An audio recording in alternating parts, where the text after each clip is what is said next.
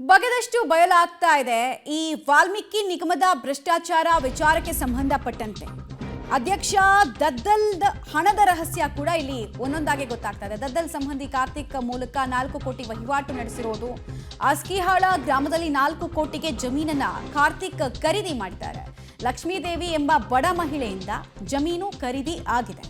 ಕಾರ್ತಿಕ್ ಮತ್ತು ಆಂಜನೇಯ ಹೆಸರಲ್ಲಿ ಈ ಜಮೀನನ್ನ ನೋಂದಣಿ ಕೂಡ ಮಾಡಲಾಗಿದೆ. 25 ಲಕ್ಷದ ರೀತಿಯಲ್ಲಿ 3 ಚೆಕ್ ಅನ್ನ ಲಕ್ಷ್ಮೀದೇವಿಗೆ ಕಾರ್ತಿಕ್ ಗ್ಯಾಂಗ್ ಕೊಟ್ಟಿದ್ದು ಕೂಡ ಸ್ಪಷ್ಟವಾಗ್ತಾ ಇದೆ. ಉಳಿದ ಹಣವನ್ನ ನಗದು ರೂಪದಲ್ಲಿ ಸಂದಾಯ ಮಾಡಲಾಗಿದೆ. ಬಿಕಾಸ್ ಅಲ್ಲಿನ ರೇಟು ಮಾರ್ಕೆಟ್ ವ್ಯಾಲ್ಯೂನೇ ಬೇರೆ ಇದೆ, ಬಟ್ ಅಲ್ಲಿ ರಿಜಿಸ್ಟ್ರೇಷನ್ ಅಲ್ಲಿ ತೋರಿಸಿರುವಂತಹ ಅಮೌಂಟು ಬೇರೆ ಇದೆ. ಮನೆಯ ಗೃಹ ಪ್ರವೇಶ ದಿನದಂದೇ ಇಡಿ ಅಧಿಕಾರಿಗಳು ಇಲ್ಲಿಗೆ ಶಾಕ್ ಕೊಟ್ಟಿದ್ರು, ರೇಡ್ ಮಾಡಿದ್ರು.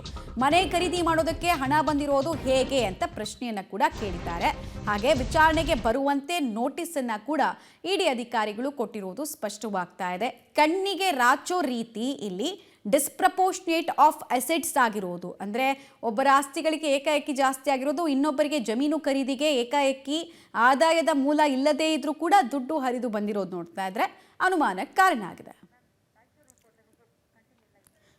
ಡೀಟೇಲ್ಸ್ ಕೊಡ್ತಾರೆ ವಿಜಯ್. ಈಗ ಇಡೀ ಪ್ರಕರಣದಲ್ಲಿ ದದ್ದಲ್ ವಿಚಾರದಲ್ಲಿ ಅತಿ ಹೆಚ್ಚು ಉರುಳಾಗ್ತಾ ಇರೋದೇ ಈ ಜಮೀನು ಅಥವಾ ಲ್ಯಾಂಡ್ ಖರೀದಿ ವಿಚಾರ. ಸೊ ಇಲ್ಲಿ ಏನೇನು ವಿಚಾರವನ್ನ ಇಡಿ ಅಧಿಕಾರಿಗಳು ಬಯಲು ಮಾಡ್ತಾ ಇದ್ದಾರೆ ಅಥವಾ ಸಾಕ್ಷ್ಯದ ರೂಪದಲ್ಲಿ ಕಂಡುಕೊಂಡಿದ್ದಾರೆ, ಎಷ್ಟು ಜನಕ್ಕೆ ಇಲ್ಲಿ ನೋಟಿಸ್ ಅನ್ನು ಕೊಡಲಾಗಿದೆ, ನೋಟಿಸ್ ಪಡ್ಕೊಂಡಿರೋರು ಹೇಳ್ತಾ ಇರುವಂತಹ ವರ್ಷನ್ ಏನು?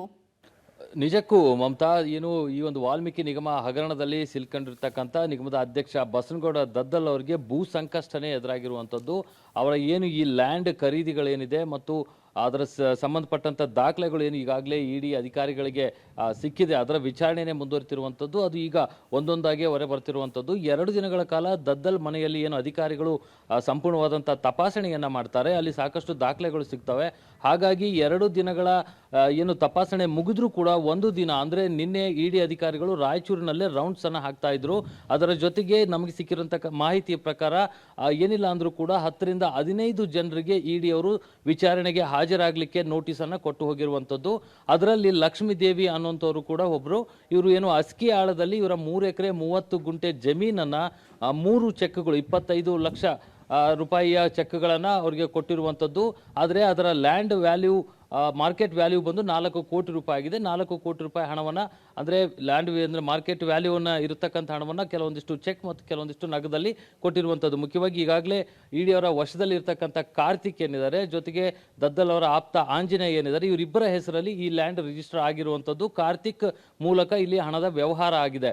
ಹೀಗಾಗಿಯೇ ಕಾರ್ತಿಕ್ನ ತಾಯಿಯನ್ನು ಕೂಡ ದದ್ದಲ್ ಮನೆಗೆ ಕರೆಸಿ ಇಡಿ ಅಧಿಕಾರಿಗಳು ವಿಚಾರಣೆಯನ್ನು ನಡೆಸಿದ್ರು. ಜೊತೆಗೆ ಏನು ಮುಖ್ಯವಾಗಿ ಇಡಿ ಅಧಿಕಾರಿಗಳ ತಪಾಸಣೆಯಲ್ಲಿ ಬಯಲಾಗಿದ್ದು, ದದ್ದಲ್ ಮಾತ್ರ ಈ ಹಗರಣದಲ್ಲಿ ಭಾಗಿಯಾಗಿಲ್ಲ, ಆದರೆ ಅಲ್ಲಿಂದ ಬಂದಂಥ ಹಣ ಯಾರ್ಯಾರ ಅಕೌಂಟ್ಗಳಿಗೆ ಹೋಗಿದೆ ಅನ್ನುವಂಥದ್ದನ್ನು ಪರಿಶೀಲನೆ ಮಾಡಿದಾಗ ಅವರ ಪುತ್ರನ ಒಂದು ಏನು ಪಾತ್ರ ಕೂಡ ಕಂಡು ಬರುವಂಥದ್ದು. ಜೊತೆಗೆ ಅವರ ಆಪ್ತರಾಗಿರ್ತಕ್ಕಂಥ ಆಂಜನೇಯ, ಕಾರ್ತಿಕ್ನ ಪಾತ್ರ ಕೂಡ ಬಹುಮುಖ್ಯವಾಗಿ ಕಾಣ್ತಾ ಇದೆ. ಆದರೆ ಏನು ಜಮೀನನ್ನು ಮಾರಾಟ ಮಾಡಿದಂಥವ್ರು ಏನಿದ್ದಾರೆ ಅವರು ನಿಜಕ್ಕೂ ಬಡ ಜನ. ಯಾಕೆಂದರೆ ಅವರ ಲ್ಯಾಂಡ್ಗಳಿಗೆ ಈಗ ವ್ಯಾಲ್ಯೂ ಬಂದಿರುವಂಥದ್ದು.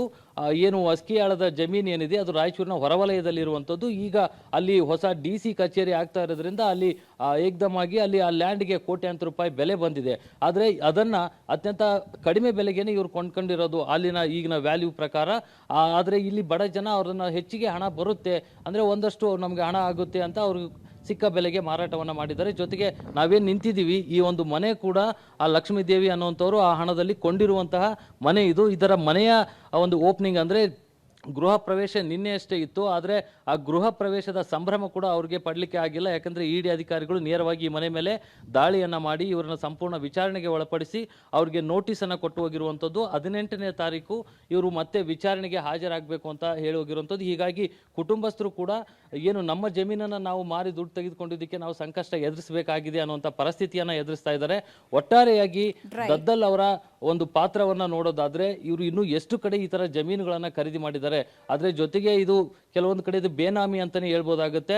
ಯಾಕಂದರೆ ಇದು ಕಾರ್ತಿಕ್ ಮತ್ತು ಆಂಜನೇಯನ ಹೆಸರಿನಲ್ಲಿ ಇರೋದ್ರಿಂದ ನೇರವಾಗಿ ದದ್ದಲ್ ಹೆಸರಿಗೆ ಈ ಆಸ್ತಿ ಅಥವಾ ದದ್ದಲ್ ಮನೆಯವರ ಹೆಸರಿಗೆ ಈ ಆಸ್ತಿ ಹೋಗಿಲ್ಲ, ಬದಲಾಗಿ ಅವರ ಆಪ್ತರ ಹೆಸರಿನಲ್ಲಿ ಈ ಒಂದು ಏನು ಜಮೀನು ಮತ್ತು ಆಗಿರುವಂಥದ್ದು. ಅಂದರೆ ಅವರ ಆಪ್ತರ ಟ್ರಾನ್ಸಾಕ್ಷನ್ಸ್ ಏನಿದೆ ಅದಕ್ಕೂ ನಿಗಮದ ಹಣ ಏನಿದೆ ಅದರ ಒಂದು ಟ್ರಾನ್ಸಾಕ್ಷನ್ ಕೂಡ ಒಂದಕ್ಕೊಂದು ತಾಳೆ ಆಗ್ತಾ ಇರೋದ್ರಿಂದ ಇಡಿ ಅಧಿಕಾರಿಗಳು ನಿರಂತರವಾಗಿ ಪರಿಶೀಲನೆ ಮುಂದಾಗಿರುವಂಥದ್ದು. ಎರಡು ತಂಡಗಳಲ್ಲಿ ಈಗಾಗಲೇ ಒಂದು ತಂಡ ಬೆಂಗಳೂರಿಗೆ ಹೋಗಿದೆ, ಇನ್ನೂ ಒಂದು ತಂಡ ರಾಯಚೂರಿನಲ್ಲೇ ರೌಂಡ್ಸ್ ಆಗ್ತಾ ಇರುವಂಥ ಮಾಹಿತಿ ಇದೆ. ಜೊತೆಗೆ ಕೆಲವೊಂದಿಷ್ಟು ಕಾಂಟ್ರಾಕ್ಟರ್ಗಳಿಗೂ ಕೂಡ ನೋಟಿಸನ್ನು ಕೊಟ್ಟಿದ್ದಾರೆ ಅನ್ನುವಂಥ ಮಾಹಿತಿ ಇದೆ.